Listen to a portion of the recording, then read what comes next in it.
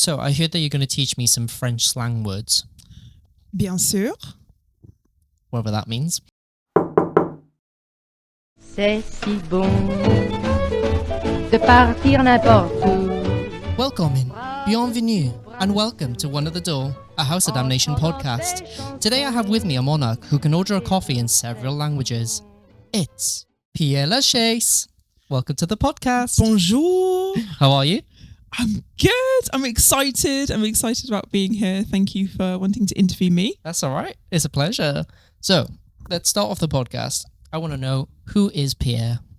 D'accord. Okay, so Pierre is a bit of a diva.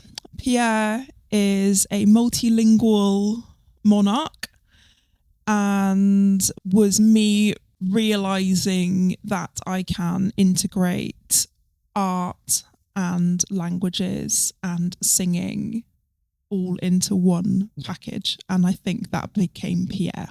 Where did you get the inspiration for your name, Pierre Lachaise? I am part of the House of Wilde. Yes. So I'm one of Hugo Wilde's Wild Things. Yes. So being part of that means that I wanted for my name to be inspired by something wild related. Mm-hmm. Hugo, in part, got the inspiration for his name from Oscar Wilde. Yes.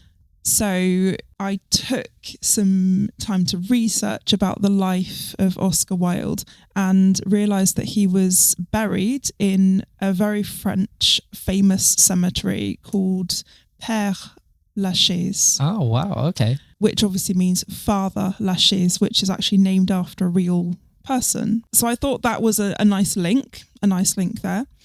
And I thought also it was quite ironic as an ambulatory wheelchair user that the second word of the name of the cemetery is Lachaise. Right. And if you translate that literally into English, it means the chair. Right. Now, it's not the literal translation of wheelchair. Yeah. But I kind of liked the languagey link, the bit of humour in that. And I am definitely a seated monarch. Like, I'm not going to get through very many songs. No backflips, No backflips is not part of my usual set. So I liked the link there and just making the first name into a more common first name that is a French name. So changing Pierre into Pierre. Yeah. I feel a particular affinity to the French culture. So that's why I went down that route with the name. And how long have you been doing drag now? I'm finding it hard to keep track with all these people I'm interviewing of actually how long everyone's been doing it. Je suis un bébé. Baby drag. Right, okay. Very, very baby drag here. I Can began... you tell I didn't understand a word of that? I began doing drag in the new year. So it was basically early January 2026. I'd had some ideas before of if in a hypothetical world I did do drag, then how that might look and how that might feel and some inspiration. But it never became a reality until the new year. Right. And you've got a background in art as well, haven't you? So do you feel like your skills through art have helped kind of bring your drag alive in a sense? Now, yes. Okay. So when I identified as female, I was not a person who really used makeup. I didn't feel particularly skilled in that area. And it wasn't something that particularly interested me either. It wasn't really something I used to it as my part of my gender expression. Right. So when I was doing my education, like college education, I very much was interested in two different subject areas. That was foreign languages and fine arts. Absolutely adore both. Really? really difficult to choose between them. Yeah. I always kind of half jokingly say that I kind of paid my way through university by just having a canvas under my arm on the train and trying to get my train fares on my lunch money by selling paintings in the cafes on campus. And sometimes I sold them before I even got to the campus on the train, which was really cool. That's cool. And it was a really nice way of being able to continue to paint and create art, but while also pursuing a foreign language degree and career. That's really cool.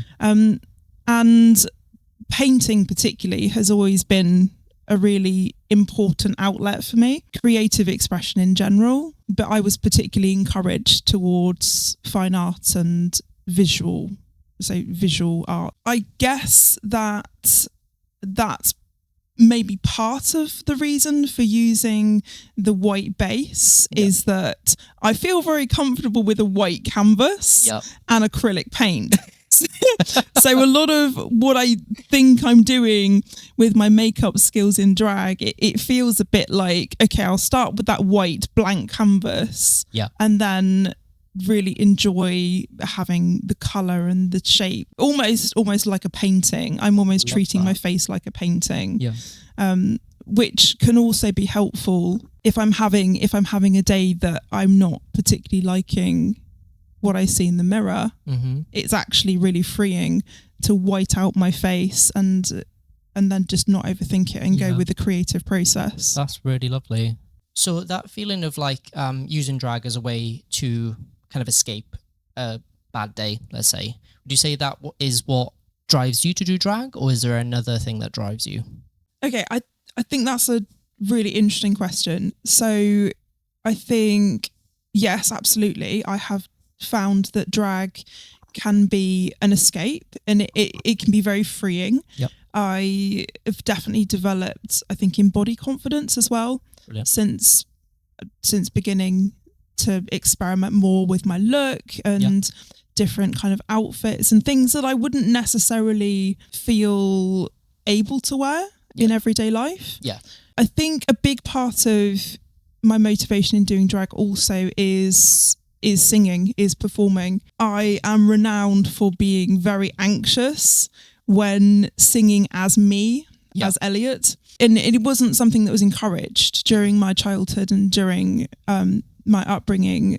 Singing isn't something that was a desired activity, because the attitude was, well, what's the point of it? Almost viewed as a selfish activity, but actually I don't view it like that at all. I think that performing and singing is exactly the opposite. I don't find it to be a self-interested thing. It's a thing that you can give to an audience and through performance then inspire other people. I think it's just a really great way of expressing.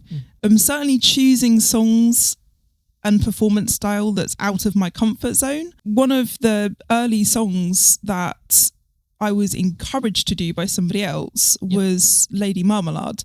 Now, to me, that's a huge song, and I would never out of drag, but actually once I started singing it through and getting into the vibe of the song and then started to perform it, I thought, this is really fun, and I can express myself in a way that I didn't expect. Also, what I think is really interesting about drag as a trans masculine person for me is that I didn't have any kind of expectation of what the look would be as such, and where I would go with it in terms of gender expression. But actually what I've really enjoyed about drag so far is that I've gone down kind of a gender bendy towards the feminine, I would say, as a self-perception,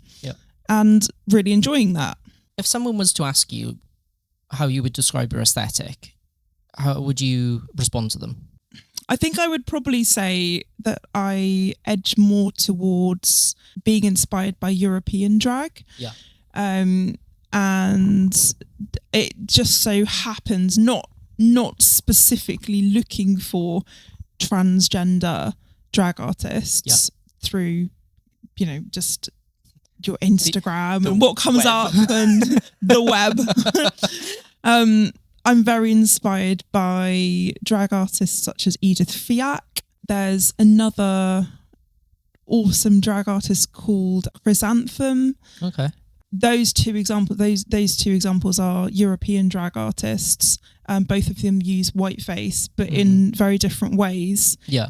Edith Fiac is quite abstract expressionist. That's an art movement that I really like. I really enjoy. Yeah, nice. Interesting. Because it's very colourful, but it's also quite free. Yeah. And abstract expressionism is all about expressing your feelings and expressing your emotions through visual art or through music. And expressionism is a form of music as well. I really like how that translates across to a drag face. Yeah. And then Chrysanthemum is also very colourful and with bright colours and the white face, but kind of more edging towards clown. Okay. As an aesthetic. And I really enjoy how drag can kind of embrace the inner child, as well as being a really interesting way of exploring gender and how we express ourselves with our makeup and our clothing choices and performance styles as well, which can either be more masculine or more feminine or more androgynous. Yeah. What I really enjoy is embracing that inner child feeling of being free. So how would you say that Pierre differs to you as Elliot? D'accord, ça c'est intéressant. That's a really interesting question. I feel like Pierre and Elliot are different versions of the same being.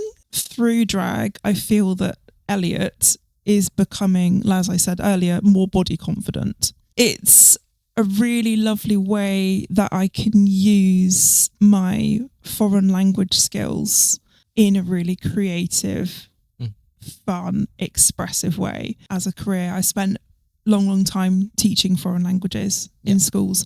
Absolutely adored it.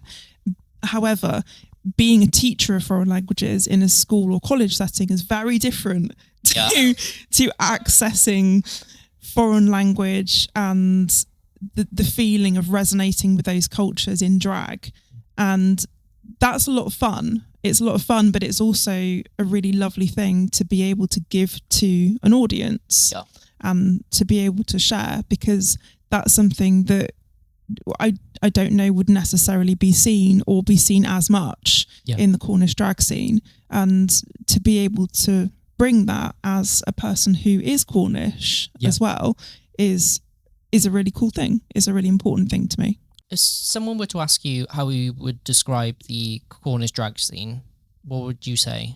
So I find the Cornish drag scene to be very varied, actually. What I'm really enjoying is not needing to fit into a box. And I'm really enjoying seeing more monarchs. Of course, my king, Hugo Wilde. My king. My king. There are some really interesting drag artists and some newer drag artists appearing on the scene. And I don't feel a pressure being a Cornish drag artist to fit into any box. Yeah. So that's really refreshing, because before I began drag, I firstly wondered, can a transmasculine person do drag? Is that a thing?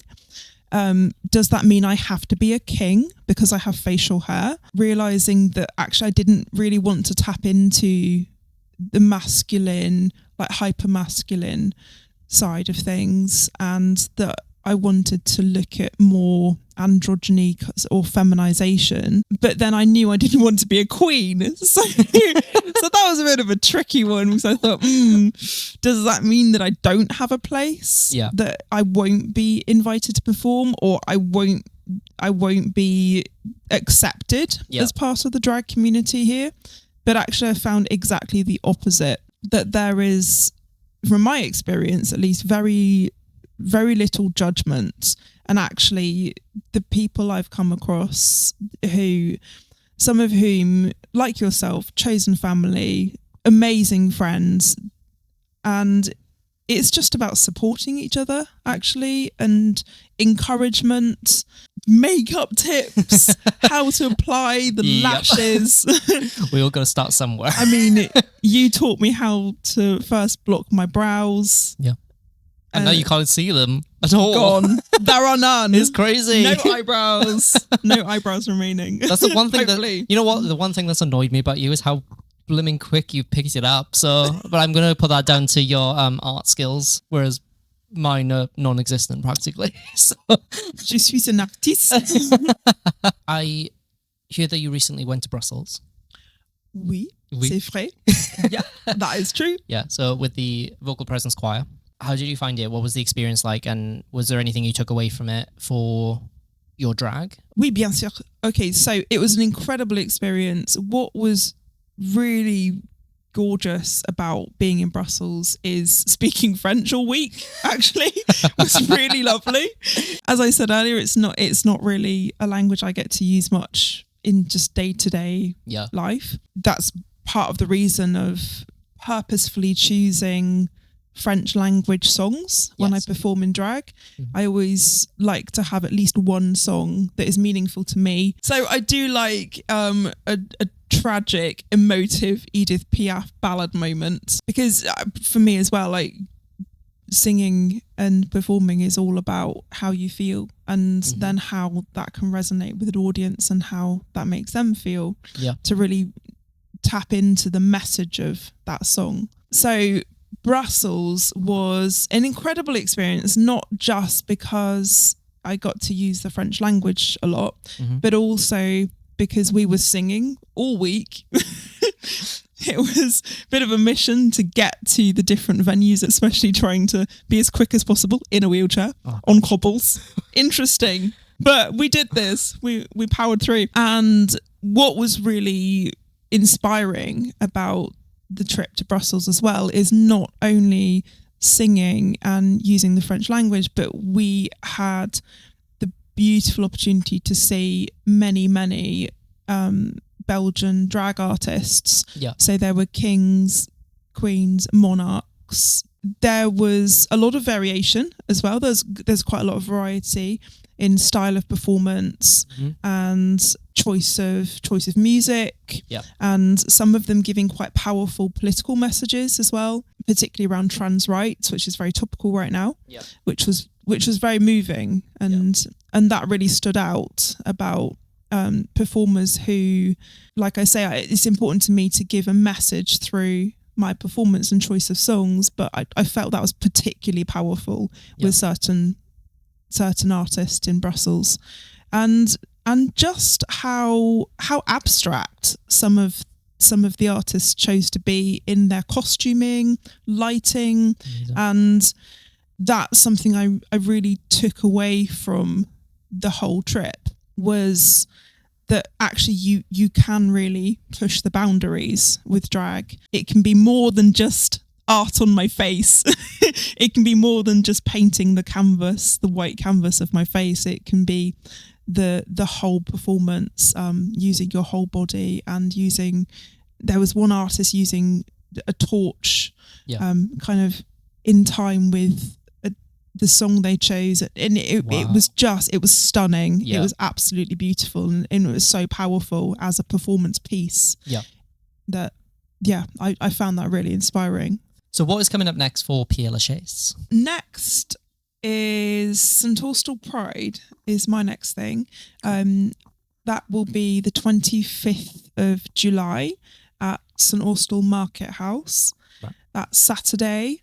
I'm going to be performing approximately 20 minutes, I think. Oh, cool. So that'll be a range of different songs. Definitely pop in a French song in there somewhere. And then after that, in October, I'm going to be performing as part of the House of Spellbound event which is themed around kind of pirates and mermaids and kind of that kind of theme. So that's very exciting. I have no idea what I will be wearing for said event.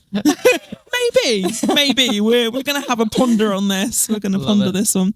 And then next year, the drag barbershop quartet I sing with are performing as Drag to the Barbers in Blackpool at a queer choir festival. Amazing. So that is amazing. It's terrifying. Cool. Yeah. It's terrifying, but it is hopefully going to be amazing. Yes. Hopefully going to be amazing. Yes. And for folks at home, where can people find you to kind of follow your journey?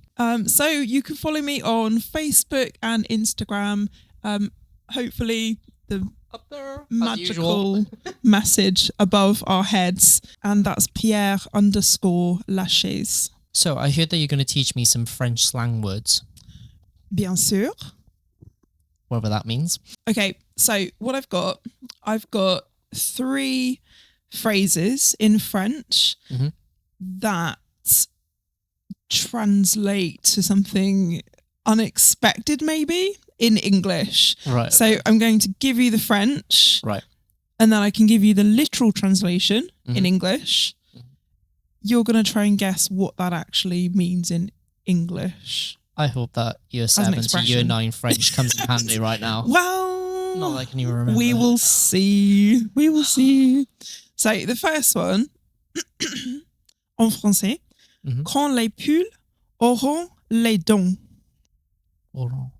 So oron is orange, isn't it? No. Oh. What a great start.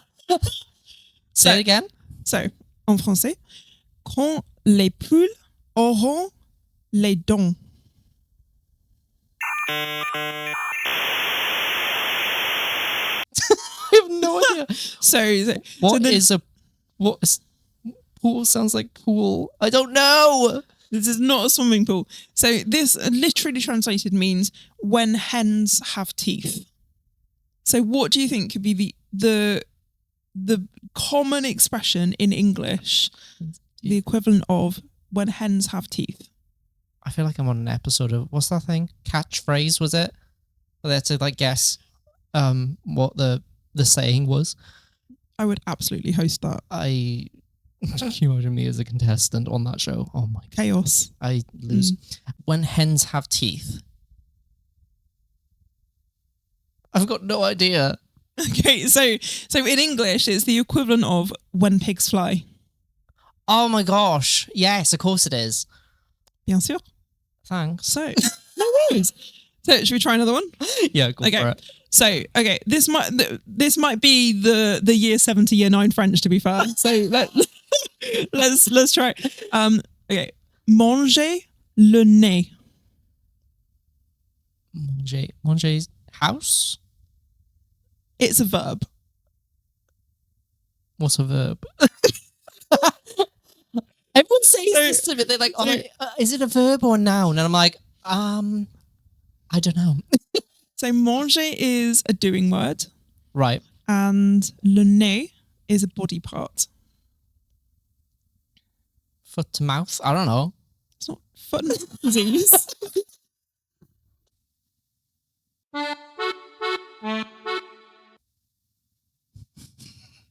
I've got so many innuendos running through my head right now, but I don't think it's going to be any of them. So no, because I kept it PG. Yeah. So literally translated means to eat the nose. Right.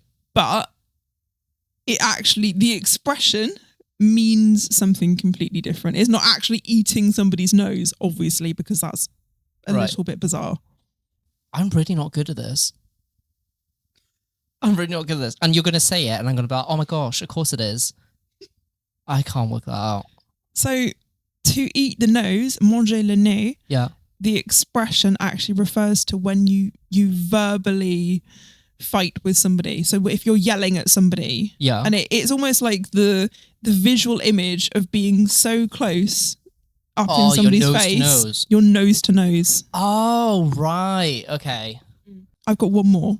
Okay. Oh, God. Let's hope I can get one right. Probably not.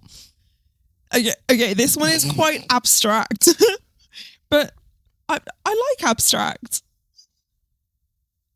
Great.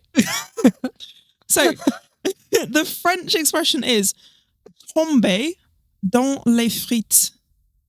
Sweet potato. Almost. French fry. Yes. Ooh. Ooh. Was it tombe? Tomber dans les frites. Crispy like a French fry. No.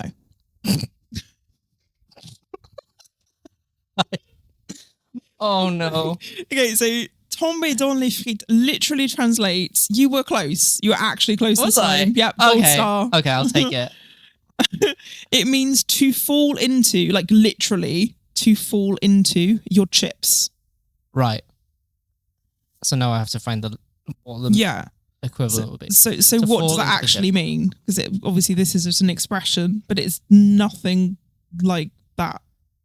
The meaning isn't actually, you're not actually falling into a plate of chips. Would it be like funny to say it in English? Is it like No. if I said, okay. Oh no, I don't know. I was doing so well. I don't know. Can I phone a friend? No. Oh no. No, I don't know. Give it to me. Okay, so tomber dans les frites, which means to fall into your plate of chips, Yep. actually means to faint. Oh my gosh, that actually... Why can't I actually think of these things? That makes so much more sense. Well, I don't know if it does make sense to fall into your plate of chips. No, but you know. Well, I do for other reasons. Because I'm a pig. Absolutely. But I feel like I've learned something. And I'll probably hope forget so. it as soon as we leave this room, but I've learned something at least. That's going to come up in a quiz. And I'm going to be like, know this one. Know it. And then I'm going to call you because I can't remember it. Well, I'm glad I've inspired you on your French learning journey. I can say, well, it's just au revoir. Au revoir. Au revoir. À bientôt. À tout à l'heure. Yeah, no, it doesn't extend Merci. that far. I think that my shout out to Mrs. Esau, who was my French teacher through year 7 to year 9, because she was an absolute legend. So, if nothing else, I'm glad that she was my French teacher. Absolutely, yeah. And I She probably can't too. remember I where. was so inspired by my French and my art teachers through my education. I was too. And I'm still friends with my art teacher from school, actually. She's an Same. absolute legend. same. Yeah, Mrs. Sims, if you're watching this, you are a legend. Okay, and that's the end of that. De partir n'importe où. You've been watching One at the Door, a House of Damnation podcast. Now, don't forget to like and comment on this video, and consider subscribing to our channel. Because remember, there's one at the door, and there's always room for one more in the next podcast. See you soon. Des petits riens du tout, mais qui en disent long, en voyant notre mine rapide, les passions